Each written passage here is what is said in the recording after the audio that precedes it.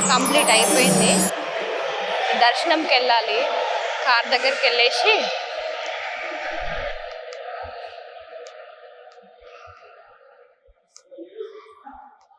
గుండు ఉన్నారా? గుండు అయితే ఫైనల్ అయిపోయిందినారా. సో ఇదేంటంటే పుష్కరిణి, స్వామివారి పుష్కరిణి.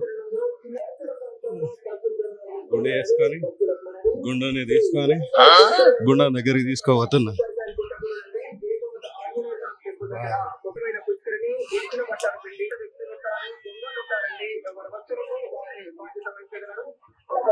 సో పుష్కరిణిలో నీళ్లు చల్లుకొని వెళ్ళిపోయాము.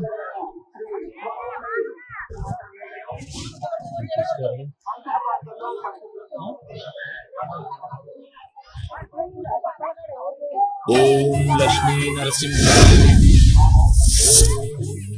అది కళ్యాణ కట్టు. ఈ ఎదురుగా ఇది కనిపించేది ఏంటంటే మనకు కోనేరు. అంత కోనేరు అయితే చాలా బాగున్నది.